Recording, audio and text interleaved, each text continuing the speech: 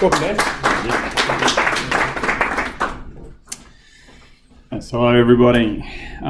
Listen, today I've got a presentation today which I wanted to put together, which is sort of talking about an architectural approach to Dynamics 365 implementation, but also highlight on some of the challenges. So I don't want to bore you by a lot of slides. I think I'd kind of be happy if this was sort of an open forum as well. And the idea is that I'm sure we've all had experiences in this space in various different projects. And I'm trying to sort of draw out some of the issues that we've had and sort of some of the approaches we've sort of taken to do these implementations. There's a particular approach that I take on most of our engagements, which I'd like to sort of talk through. It's sort of an architectural approach. It's a capability-led approach, which is sort of proven to work in our domain. But that said, it's not the only approach you can have to running these projects. With that, probably just introductions. Yes, I am Dan Jackson. I am the Principal Consultant with Veritec. I'm the current Dynamics 365 Practice Lead for Veritec. If at any point you want to ask any questions on any of these slides or catch me afterwards, feel free to reach out. And I imagine these slides are going to be available for download thereafter.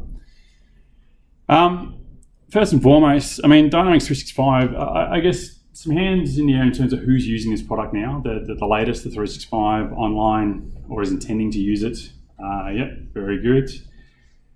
That's good. And I guess other than that, I mean, what type of, who have we got in the audience? I mean, what are we looking at? We've got people that are largely people that are functional consultants. So we've got BAs, practice leads, architects, and we've got a bit of a mix. Hands up if you're an architect. Excellent. So the four of us will get a lot of use out of this. But I mean, I guess what I'm trying to point out here is that Dynamics 365 is a versatile platform. It's quite large in terms of what it's become now, and it's now not predominantly focused on what used to be just customer relationship management. So when we're looking at doing a project on this platform, a lot of people sort of asking, what should it do? What's it going to connect to? What problem is it going to solve? And we certainly don't want to have, sort of inspirations of doing these projects on this platform where we've had in the past with other Microsoft sort of projects and sort of saying, well, we've got platforms like SharePoint. Well, it was going to solve all the problems. Dynamics is sort of starting to get into that space because it can do so many things. But when we do that, when we go into these projects, we need to actually understand, well, what's it going to deliver? What are the objectives of this project? And in terms of what Dynamics can actually do to fulfill some of those objectives. So if we look at the overall architecture of Dynamics now, as an architect myself, this is fantastic, right? It is literally a toolbox of everything that you can think of in terms of building a solution. And this is before you ever do any customizations. So already in the Dynamics space, which we're all familiar with, we've got our sales and our customer service modules. We've got now, field service and project service automation. We've got our marketing, our operations, management, etc.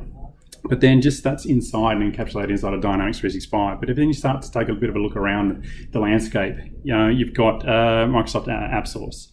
So we've got the third party and development community building extensions for Dynamics, right? And if you have a hunt around through there's a whole bunch of modules and plugins that can extend the capability of Dynamics without you even needing to build any. Sitting alongside that, you've got Power BI, you've got machine learning with Cortana, you've got the IoT there, which is other services that can hang off the side of Dynamics. But then you've got the productivity suite of Office 365. Be able to look at the extensions of AD and Exchange and SharePoint and Skype for Business and groups and the like. But then sitting underneath that, there's now this new applications platform. So already now we can build extensions that go over and above Dynamics when we're looking at Power Apps, and we're looking at Flow for some orchestrations, and we're looking at sort of embedded Power BI. Now we can service all that, whether it be inside of Dynamics or actually pulling data out and presenting it in different means. But in most common occurrences now, with any Dynamics 365 implementation, especially online, we're looking at how we can actually connect back to our on-premise architecture. So in most occurrences now, and most of you are probably working in federal government, is that they're taking their leap now, they're taking their step and they're going actually out there online. But that's great in terms of putting your Exchange out there. That's great in terms of putting your Azure AD out there, but then all the rest of your enterprise is still on-premise. So how do we sort of maintain that hybrid architecture in the short term until we can move all of our assets online? So Microsoft now has what they're coining the hybrid integration platform. It's a makeup of a lot of application components that you've seen before, but they're all sort of taking a step now between able to use things like a BizTalk server on-premise, using logic apps for your integration and orchestration of data to and from Dynamics, using API management in terms of being able to expose services and functions outside of Dynamics to be consumed by other systems. But then in the middleware layer, we've got the Azure Service Bus, which is the sort of a key point in terms of driving integration between your on-cloud architecture and your on-premise architecture. So right there, just in terms of the platform and the foundation of building a solution, you've got immense capability. And that's not without any sort of looking and deep diving into the application itself and looking, if you look on the right-hand side, we've got all these other capabilities like relationship management and opportunity management, order management, case management, SLAs, so on and so forth. The list just goes on. So the question is, well, where do you start? And what do I use? And if I do use something, can I still use it for its intended purpose? Can I still upgrade the platform? So whilst it's a great platform to start with and a great architecture to start with, your intentions are to build upon it and build another solution alongside of it. And in reality, that is a product in itself. Whilst it's a platform, it's still a product. So it's still supposed to function as a product and it's still supposed to be able to upgrade as a product. So when we do decide to go ahead and build something, first thing everybody wants to do is build their own solution, right? We're not doing anything the same. Every agency is different. We're doing case management a different way. We're doing grants management a different way. But the fact of the matter is my data model doesn't represent anybody else's data model. My functionality and my rules are completely different to everybody else. So there's going to be times where we're going to have to build customizations to this product alone. And this is literally application architecture. And when you look at this, and from a developer standpoint, I can actually put my developer hat on and go, wow, I've got all the tooling inside of here to build any custom implementation I like. I can build any entity model. I can build any related data model. On top of that, I can define the rules that govern how that data should be persisted and managed. I can then build processes and workflows in order to be able to orchestrate that data. I can build any view to that in terms of the various different forms and views that I need to be able to present that data. And then I can report on it with charts and dashboards without having to write a line of code. So that's a great capability. But then sitting underneath that, if I really have to, and I have to write some code, I've got a whole plugin framework that sits underneath this, which means I can write an event-driven architecture to capture events inside of Dynamics, do custom orchestrations and custom transformations. And I can build custom workflows, right? And then still sit within the confines of the application and know that I can still maintain and upgrade this product. And it's all modular. But then if I need to sit there and say, well, right, now that I've built all those customizations, how do I secure and lock this down? So the security model sits over the top of every customization that we can build, so I can control access levels right the way through.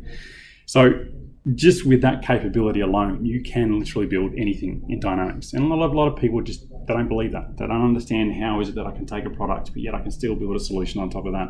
And I can build any data, and I can build any view and any implementation. It is possible, and it takes a bit of learning, and it takes a bit of sort of having the architect up there and convincing people that it can be done. But once they see the full capability of this, then it really starts to open up the full extent about what can be done in this space. But it's no good building all that information and all that capability inside of Dynamics, because as we know, if we have a citizen-centric view, which is still what Dynamics largely does, all of that information needs to be accessible to the outside world, right? All of our finance systems still need to talk to it. All of our reporting systems still need to talk to it. All our registry systems still need to talk to it. So when we've got the advent there of the Web API, which is the new API for Dynamics 365, you then literally have the ability to access any of that data and look at the relationships of it and query any of that data, which is great. And all of that is then still maintains the security model that sits inside it. But then now we're sort of starting to look at this application tier on the other side. So we've got Power Apps and Flow and Logic Apps. It's a different way of we're learning how to integrate and actually manipulate data inside of the application. So, Power Apps, right? It's still in its, it's not quite as mature as what it could be, but it's still in their infancy. It's sort of there to be able to actually write quick-based web-based applications and mobile-based applications to actually view the data you got inside of that, right? Flow is for simple orchestrations that business users largely should be able to do. So I'm still not writing any code for either of those two implementations, but I'm actually starting to build capability outside of Dynamics altogether. And then you've got your Logic Apps. Now, as you can see, if we're back in this particular enterprise up here, we're in the Azure space, we're in the Office 365 space. There's all these other capabilities that need to be utilized and interconnected and orchestrated in terms of the data we've got from inside of Dynamics and the surrounding applications. So by having logic apps there, I can actually start an event, capture that event, write emails off to certain people, persist a document into SharePoint. I can actually send a message back on the Azure Service Bus, communicate with my on-premise environment, and so on and so forth, again, without writing any code. So we're starting to get to this space now where we are starting to see that we can build these applications without actually having to write or writing very little code to get the capability that we want out of the product. But this leads us to, the fact that no one 365 implementation or no one project on Dynamics is the same. And every project that we look at has, in terms of the sizing and complexity, a difference, right? So we need to tackle each of them in a different way, and everybody will look at it in a different way. But the fact of the matter is that building an application or a solution on top of Dynamics is no different to building a system on an information system we've done over the past 5, 10 to 15 to 20 years, right? It's still coming up with how do we scope it? How do we understand it in terms of sizing it, number of functions, number of entities, number of users, volumes of transactions, the storage requirements, complexity in terms of the data structures, the business logic, the workflows, and the integration components. You took that outside of Dynamics altogether, it's the same problem space you got with any COTS product or any bespoke implementation that you're trying to put forward. But what we're trying to do, and where I think we go wrong with many of these implementations, is the definition of scope.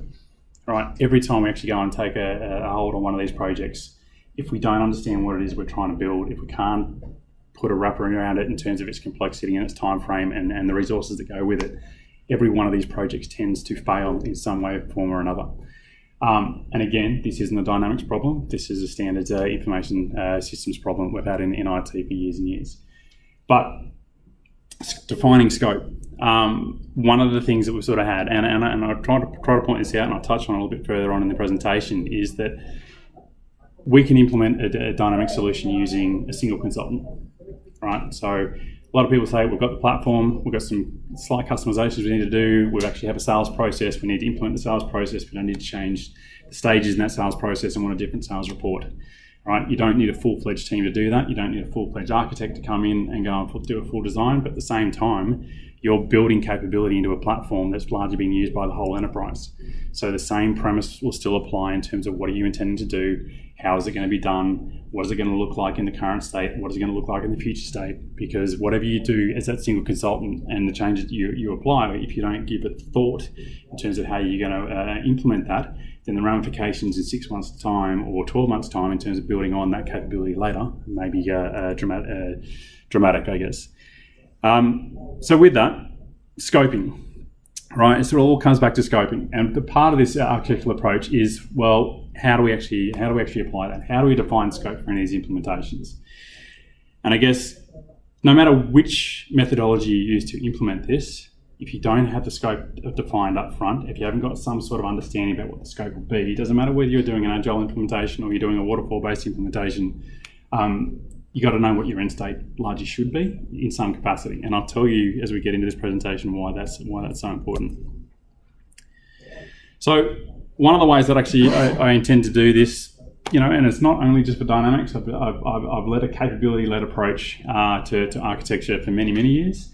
But it applies very well and it fits seamlessly on top of a Dynamics implementation. Is everybody aware of what a capability model is? Has anyone been in the architecture space is aware? Because I'll probably tell you as we go along anyway. Well, tell us what you think it is. Yeah, right. So the thing is with a Dynamics implementation, you got to understand it with a agency that has just invested in this particular platform. They need to understand what they can use it for. Right? It's big license costs, big investment, it's a big transition decision for them. Understanding a capability model means that we can actually go and talk to businesses and go, well, what do you do now? What are your operating capabilities? What do you take to market? What are the enabling capabilities that sit underneath that actually support your operating capabilities? And then, underneath, right at the lower level, what are all the supporting capability you do? Now, if I was to explain what that is, it's just a hierarchical representation of what the business does today. So say if we had a capability around service delivery, right? Service delivery capability can be implemented inside of Dynamics. But the business doesn't want to know what the service delivery is or how it's represented in Dynamics, but they can talk to you about what the service delivery function does now and what functions they have within that capability.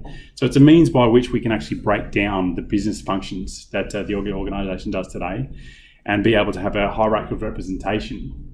Now, why that's actually important is because if you can get a map of the whole of the enterprise and you can say, here's the capability we do compliance and enforcement, we do service delivery, we do application management, we do vessel management, whatever it might be, these are all the things that the business actually does now. Now, they can talk to you about what each of those capabilities are.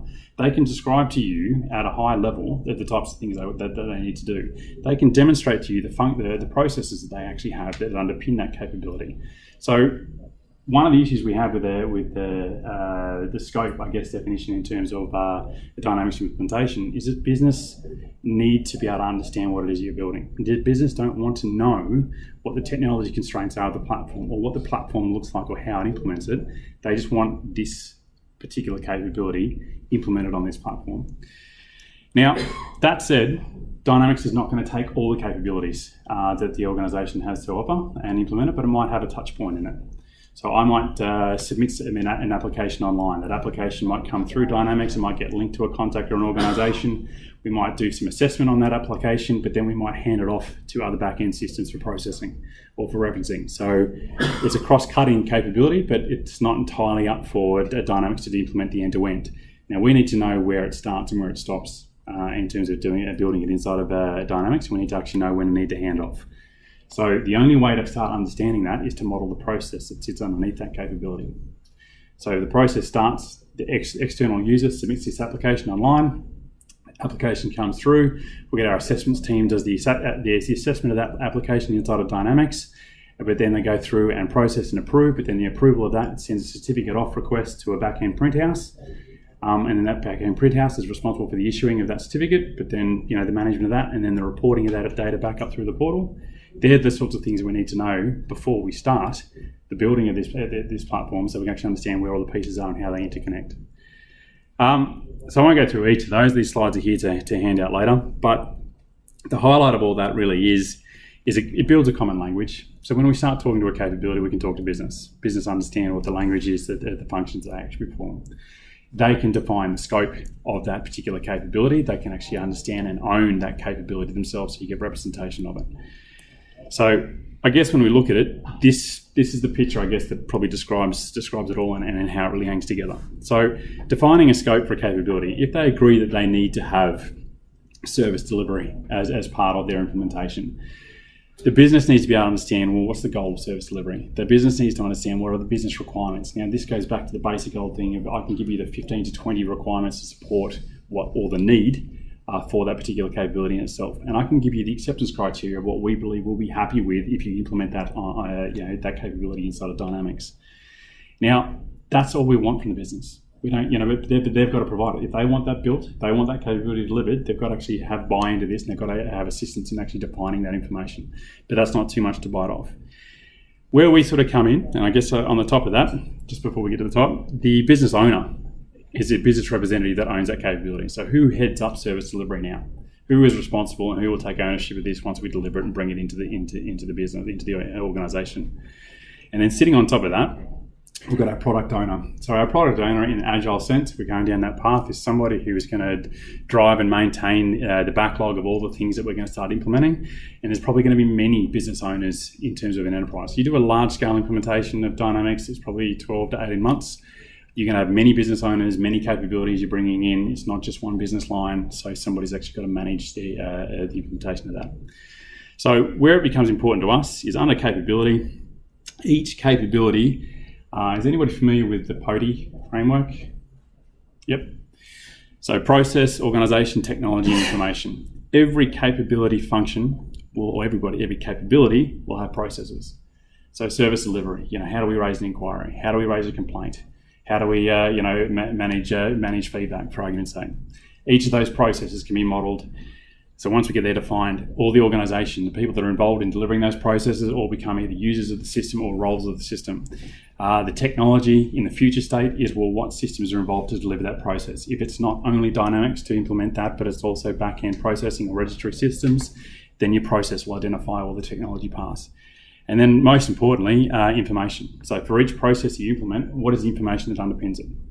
If we've got an inquiry starts the early formation of an entity. If we've got an approval, if we've got a document, if we've got an assessment, all of that information starts to be driven out of the process itself and forms the early part of an information model that we can start to understand. So just along of delivering that one capability, if we've got all the processes, we've got all the people that actually implement that process, and we've got an underlying data model, we can already then start to inform the backlog of the things that we need to build to deliver that capability. So that's basically the cycle, I guess, with that. Now, what's important with this is, though, well, when do I do a lot of this capability modeling? My view is that you do this all up front, because if you don't have a view of all the capabilities you're expected to deliver in the end-to-end timeframe of this project, then you'll never know what the system's really going to be capable of. Now, the other part is if I do this capability by capability and I take an iterative approach, then I may have an understanding what the technology might be for one capability, but I'm not really going to know what it would be for the other capabilities down the track. And then if we have to start building siloed implementations of a particular data model or a process, then we start to then basically bloat or scale out the platform. So a way to understand that is this. Once you get the capability model implemented, and I'll take an example there of compliance and enforcement, there is 5 capability functions inside of that. So this is probably a real world example. So inside of that, I have a representation of case management. I have a representation of inspection management, incident management, investigation management, notices and penalties. So before I've even made an attempt to try and build this in Dynamics, I need to start thinking about, well, what functions inside of Dynamics and its supporting architecture would I use to implement that? So I take this view, I take the capability, and then I take the functions of that, and I start to build a traceability model against all the functions in Dynamics. So once you start to build this traceability model, you start to get a picture of going, okay, great, right, we've got case management. Actually, I've got 6 implementations of case in this whole implementation. So if I didn't start building that picture early, then I'm going to start getting to the stage where I customize case one way for this early implementation, and I get the next implementation of case and I go, oh, I can't use that anymore. Or I build it on a little bit more, and then I get another implementation of case, or I look at investigation management, oh, that's case as well. How do I build investigations inside of Dynamics? How do I hand them off to everybody? So you want to get as much reuse as possible out of the core functions of Dynamics without having to build your own implementation every single time. Because you've got 300 custom entities inside of an online implementation. If you just start chewing them up by building your own custom entities all the time, you'll eventually get to a point where you might bloat the system and you'll run out of capability to build anything more. If you've already got into 200 to 300, I think you're in trouble anyway. I think performance is probably going to take over. But this is an early way to start modeling this, because it starts to give you a view, because when it also starts to inform licensing as well. If I have an ability to do resource management, and I'm going to build this capability, but I know I'm going to have to manage resources and availability of resources, but I'm not currently licensed for field services, or I'm not currently licensed for PSA, then I'm going to have to build resource management myself. But the cost of which is going to take you to build resource management inside of Dynamics in your own right, as opposed to going and getting the licensing module for field services or PSA and just using the resource management component out of that, needs to be weighed up, and those decisions need to be made early. So eventually, sure, if you do this up front, again, you're going to get a bit of a mud map together, you're going to have a bit of a view about how things are going to be implemented, and then you can actually start to go out and make some serious design decisions. So the next part, it really comes down to the dependency model.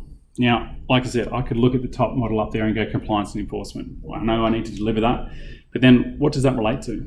What is it dependent upon? And if I don't have these capabilities sort of modeled in an early stage and make some of the decisions, I know that before I can build compliance and enforcement, I have to have the relationship management capability built in terms of how contexts and organizations relate. It relates to service delivery because it is built on the back of service delivery. It has, in terms of channel management, it has an online and a mobile capability, so they're all going to have to be in there. In terms of reporting, knowledge, information management, security, so on and so forth. But you can see, in terms of the leveling there, my operating capabilities usually can't be built before you do the bottom up, which is your supporting capabilities and your enabling capabilities. But decisions need to be made as to where do I start. Now, off the back of your dependency model comes your time frame and your implementation. So Where do we start the project? We've got an 18-month project. What do we start building first? Well, then if you look at your dependency model, you can start taking the capabilities that are related to each other and start building a dependency and scheduling them in line with each other. It's all making sense. Feel free to jump in with any questions, sorry, if you do. So, what if something that's at the bottom doesn't align with what product owner wants as the highest priority? I mean, there's some of the decisions that you're going to have to make, and you're probably going to have the evidence to support your decision. And I guess if you went to any meeting with this level of sort of detail, and it doesn't take a lot to get this level of detail, by the way, but I can actually have a decision and sort of say, well, look, I can't build you compliance enforcement right now until I actually get the information management piece in, because we're actually storing documents inside of SharePoint. So until I get that framework built up, I can't get to that. And then nobody, I guess, is going to object. Sure, they're going to have timeframes and deadlines, but then how much of these capabilities do you implement at any one point in time? So I could give you 30% of information management, just enough to get information into SharePoint, and I come back and rebuild that capability later. So if you look back on the slide above, the intention is to have a capability function backlog. So if you were taking an agile approach, which most of us are now, you've got all the user stories that support the implementation of information management, of which the ones at the priority at the top are going to be the top 10 that we're going to work on now, which is going to give us the capability to, say, store a document in SharePoint. And then later I'm going to come back and go, oh, I need to also have an ability to store a document in Trim. So that's also going to go in the information management and so on and so forth. But that said, principles are still important, and these all need to be agreed up front, because when it really comes down to it, we all make decisions on the fly, and we all make design decisions as we go through it. But if we haven't got something that sort of states our firm and our understanding of why we're building this platform and what we're going to do whilst doing so, agreeing a lot of these up front is probably key. And I'll sort of probably point out just to sort of probably 6 or 7 here. But, you know, configuration over customization. Every time in a project, in the Dynamics project I've been on today, the first thing we know when we've got some sort of logic or some sort of orchestration, I can build a plugin for that. Well, of course you can. But should you, is the question. And when you sort of come down to it, well, every time we build a customization, we have to maintain it. Every time we build a custom plugin, it's got to be something that's got to be backwards compatible with every single version that we've got, and it's got to be upgradable and so on and so forth. So the less code we have to write, probably the better. That said, I'm not saying don't write plugins, because you can't do a project without it, because it's, you know, Dynamics isn't the be all and end all. It doesn't have all the capability that we need. But certainly I think you need to question it every time somebody decides that's the implementation path they're going to take. Upgradability is key. If you're doing a Dynamics Online implementation, it will upgrade by itself. As great as that is, it's kind of a little bit problematic, because every morning when you get in, you see one of those emails that they're going to say they've been upgraded overnight. What has it changed?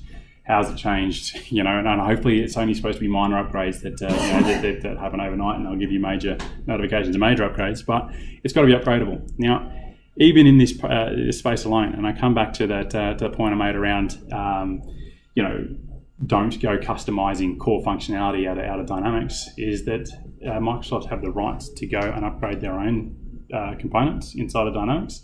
If you're using the opportunity entity and the opportunity views, and then they could do an upgrade to PSA, which goes, well, we need a new view for that or a new form for that, they'll override over the main form, straight over the top. Now, if you customize that, you'll lose it. And it's just a fact of the matter, which means that every time that you want to go and do some sort of customizations, be wary of what is core to Dynamics, and be wary of, if you need to use it, save a copy of it and build your own customizations on that and maintain the core functionality.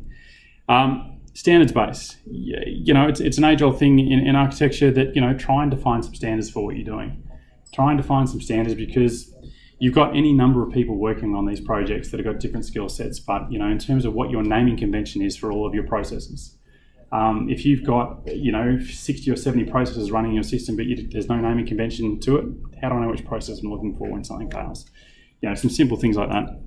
Interoperability. It's key with Dynamics is that it will be center to most large-scale implementations and most enterprises.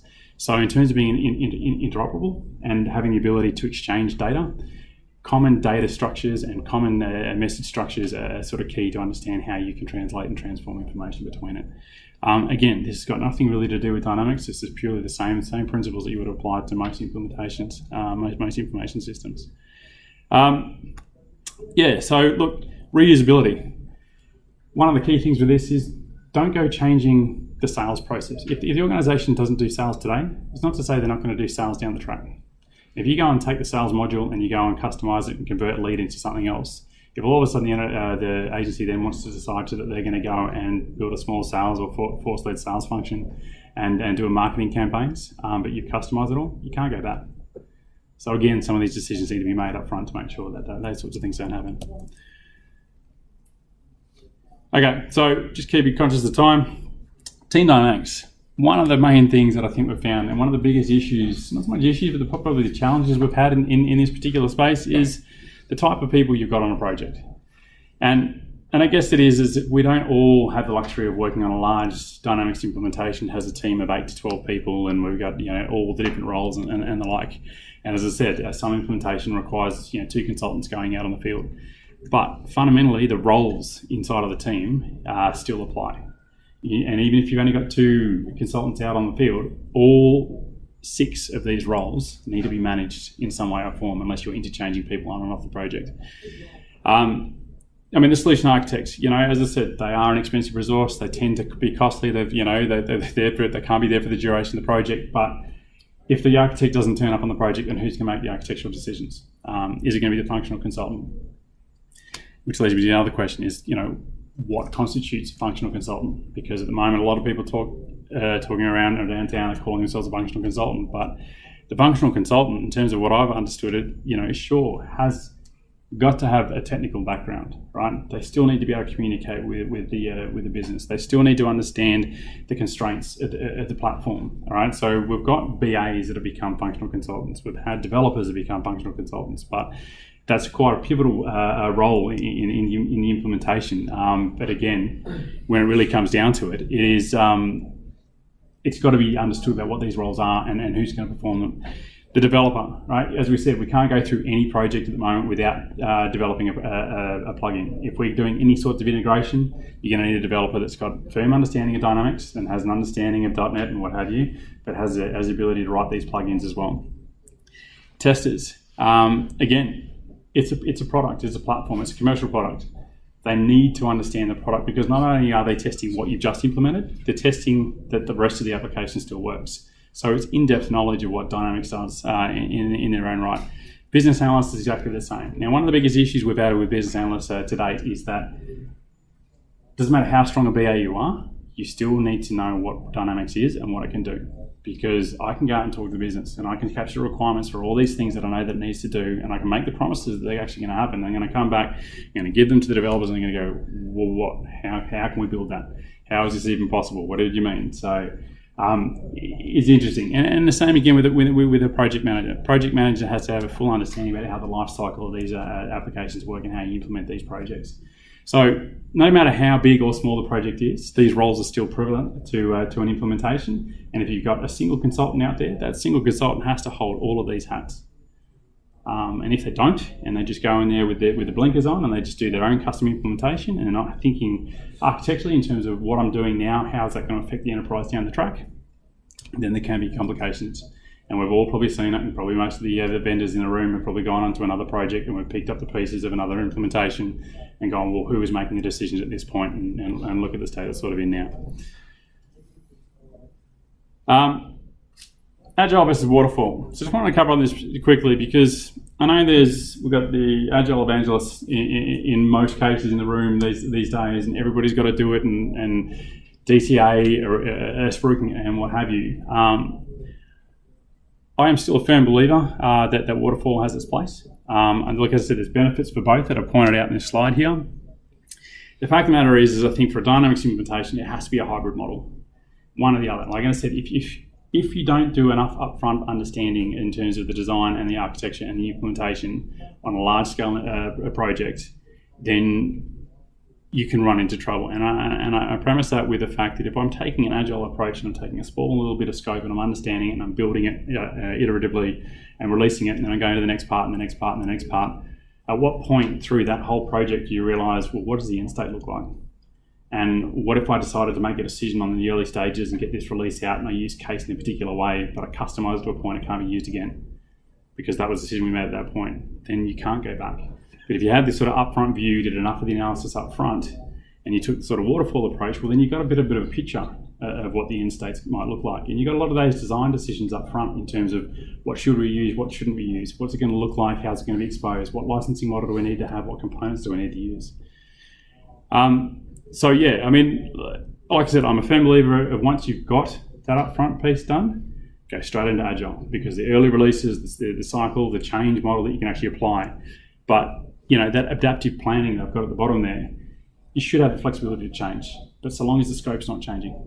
Because one thing that we're actually doing in a lot of these projects is that we make decisions that change the end game, and we weren't aware of that change, and then we end up with a result when we do the implementation that we either run out of time, or we haven't got the capability in the product anymore to do what we need to do, or we have to fall back on a full customization because of the decisions we made early in the piece. So a couple of take-home key design decisions. Again, there's hundreds, but I guess probably some here, which are probably trying to get some people thinking. Define your model and end state prior to implementation. Always have a picture in terms of what it is that this platform is going to deliver. Even if you're only there for a short period of time doing a short piece of work, you know, it's a large investment for most organisations. It's going to be something that'll stick around for 5 to 10 years. Reuse core functionality over custom. Where possible, out of that architecture platform, if there's a piece that it works that has 80% of the functionality you need, look at using it instead of actually going, oh, it's not going to suit our needs, I'm going to build our own.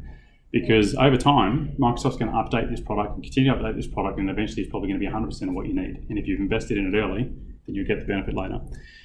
Reuse core functionality if its intended purpose is to maintain its original function. And that's what I see going back to the sales piece. Don't take the lead entity and actually customize it and change it. You know, if you take the lead entity because you want to actually record leads, great. Don't use it for something else. Maintain native functionality, especially for online implementations. Again, that comes back down to the ability to upgrade, and they will upgrade. So if you've got to customize them, there's going to be problems. Design your data model before you implement. 100%, this is one of the biggest take-home messages I think I can apply, is that if you don't understand your data model, even at the highest level, in terms of how it relates to each other, then there will be complications down the track.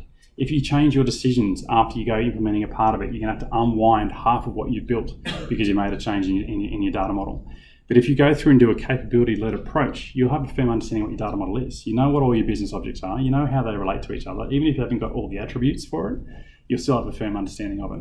And then from that is the foundation of how Dynamics is going to be built. And again, sure, you can still change it, but at least you're going to have less of a heartache having to do so. Implement the core functionality before applying security and authorization. We've had many headaches in this space around, we've built some functionality, but we're going to try and secure it, right? Everybody's worried about what people can do and can't do to the system. Well, until you go to production, it doesn't really matter. But the fact of the matter is, until you get the full functionality built, if you try and secure it all the time, every time you go to try and implement the next piece, you'll find that some users can't do something, and you'll be unwinding it and reapplying it. So this is one thing, is that, build all the core functionality. It doesn't matter if everybody can see the data initially, but once it's complete, then go starting to lock it all down. Define your automated release process early in the project or in the process there. On our current engagement, we've got 9 environments, and transitioning from one environment to the next, if it's all manual, it's all solutions based, and it's all got reference data, it becomes an overhead and becomes an actual nightmare. And there's many different ways you can automate this process now. But get that agreed up front. Define your solutions in terms of the scope, because you have many solutions on a functional basis or a core basis, or however you want to design your solutions. But then get that methodology in place early, because last thing you want is to have a deadline to go into UAT, but you can't get in there because your environments are taking so long to transition, and you've got all this data that you need to manage. So it's a big lesson learned there. And then on the back of that, identify your reference data and manage it across environments. So you all may be aware that if you have dependency on a particular record or a set of mailboxes, that the GUIs that they use in one environment need to be consistent across every single environment in order for you to deploy your processes into those environments and still have them working. So it's just another part that, take your data sets, understand how you're going to use it, export them out, put them into your XML, check them all in, and then load them into each environment, so you can actually have a streamless deployment. So last slide, challenges. Now, again, I mean, one of the challenges with Dynamics 365 is it's brand new, and as we've uncovered, designing a solution on the cutting edge is great because you've got all the technology at your fingertips. But at the same time, Microsoft are also still honing a lot of this capability as well. So, I mean, one example there, portals. We made a decision on one of the projects to go with a Dynamics 365 portal. Now, in terms of where that was in ADX gave you full customization over the portal. You could look at the code, you could make your changes and the like. Through 365 Online, you don't get the ability to have an online instance of ADX unless you host it yourself. And if you go with the 365 version of portal, well then it's you can't get access to the code. So you literally have to make the decisions on, can I do what I need to do in that portal online without changing code, which is a different way of thinking about it, but it is still possible. Online or on-prem, we sometimes don't have the luxury of being able to make recommendations, everybody go online. Someone's got to go on-premise. And if you go on-premise, you've got full capability of a database, the app server, everything else. Everything's currently in the same environment on the same network, which is sort of great. But as soon as you go to an online, if everything's not online, then everything has to talk back to the on-premise as well, which has its own level of challenges in terms of synchronizing data, site-to-site VPNs, federation of identities and all those sorts of things. But again, if you can get them to go online, even better. Reporting. Some of the challenges of reporting, it's not a strong capability in Dynamics to do reporting. Now, government loves reporting. You want to get reports out, got to report on all the data. So, if you don't have Power BI, then you've got, the standard reporting function out of Dynamics. It's a bit limited. If you've got SSRS, then sure, you can extend out to that. But again, you're going to start realizing that Dynamics is going to house all this data and they're going to want reports on it. And again, it's a challenge to try and meet those requirements. The data model, again, as I said, incorporating an enterprise model into the Dynamics model takes its challenges as well, how it's all going to relate to each other. We've all seen that it's quite easy to build a relational model inside of Dynamics, but that said, it's got to be accessible, it's got to be scalable, and poor decisions in the data modeling space in any relational database is going to give you an overhead and going to give you a nightmare in terms of getting that data out. Licensing, again, I touched on before. If they don't have an enterprise license or they don't, the various different licensing levels inside of Dynamics now, you can't get access to certain modules and solutions inside of Dynamics. So if you know your solution has to use that kind of capability, then it's probably reviewing that licensing model. And then again, there's questions between, well, not all my users need that capability. Some of them do. Then what functionality are they going to limit it to if I don't get the full license for it? So it's going to be endless. Managed and unmanaged solutions. I'm sure everyone has a view in this room about what's the best way to go with that. I'm not going to sit here and preach one way or the other. I find the flexibility of an unmanaged solution great. I think going into production as a managed solution, you can actually revert changes out if need be. I think, as I said, there's 1,000 blogs up there, but I guess that's something you need to decide first and foremost what you're going to do, and then the scope of the solutions in terms of whether managed or unmanaged as to how they're going to be managed. Security and authorization, again, once you get all this information into this system, once you get all this capability in this system, well then how you get people access to it, what rights they've got to it. Once you put Portal on top of it, then again, you're literally just exposing Dynamics online. So you want to make sure that you've actually got a security model, and again, that's quite a challenge in itself. Customizations and plugins, love them, they're great. They can give us the flexibility to do things that Dynamics can't. They have a 2-minute execution time to do everything you need to do, so they're not going to solve all the problems. Looking at things like logic apps now and other capabilities that sit around it, you start to realize that we probably don't need to write the code for that unless we're processing short-term orchestrations or short-term transformations. But again, challenges will still come as to how many of these we write, who maintains them. Every time you've got to make a choice to go down a path for a plugin, you need a developer. If that's not on your team, you need to be able to do that. When you hand the product over, someone's got to be able to understand that customization you've written. Integration. Now, anyone who's done an online implementation will understand that this is where the challenge starts. How do I actually connect this solution with the rest of the enterprise? How do I share data? Am I using an asynchronous model? Am I using an event-driven architecture? What happens when an on-premise system isn't 24/7? It isn't 5 nines. Then how do I maintain and persist records? And how do I still take long-running transactions? Again, this isn't a Dynamics issue, but I guess with the hybrid integration platform, there's a lot of capability now to manage this. But again, it's going to be a big challenge every time you think about an online implementation. One of the new challenges we come up with was customization, sort of custom navigation. So with 365, you've got this concept of apps, Dynamics apps, and you've got a custom sitemap. Now, right now, you can't edit the base sitemap of the default solution. It's not possible, which means that every time now you want to deliver a new customization that sits outside the scope of the core functions of Dynamics, you've got to build an app. But then what is the scope of the app? So you build a specific, if you look at the apps that come delivered with 365 now, you've got a customer service app, you've got a project service automation app, you've got a field service app, which literally restricts the application just to the scope of those products. But when you sit there and build, well, I'm building grants management, well then do I need a grants management app? Or do I need a whole of enterprise app? But there's some of the things you sort of need to think of now because you've got to start building that architecture to support that. And the other one, which is a bit of a bugbear myself at the moment, is the knowledge base for Dynamics. There is currently 3 different knowledge bases inside of Dynamics, all of which don't communicate with each other, all of which each of your clients are going to want to use in some way or form. If you want to use a knowledge base online in the portal, you can only use the Interactive Service Hub implementation of the knowledge base, which means you've got to have a third-party application sitting alongside Dynamics. So I think there's some of the early teething sort of decisions around how they've integrated these platforms together with Dynamics now, and I'm sure it'll all streamline down the track. But it is a challenge, especially if you want to have your support desk not use Interactive Service Hub, but then you still want to have a knowledge base online. You've got to make some decisions around that. So to wrap up, my 2 final statements really is, understand the vision. With any Dynamics implementation, try and understand what it is that they're going to try and achieve with this product. What's the influence that Dynamics 365 will have both now in terms of what you're delivering right now and in terms of where it's going to be in the future in the 5-year mark. And understand the strategy. Most agencies now that are going to go down the path of actually building investment in Dynamics is going to have, well, this is where we're going, this is our roadmap, this is what we're going to build. If you don't have some of that understanding early in the implementation that you're building now, then you may, taint the implementation of future enhancements down the track. And that's it. Awesome.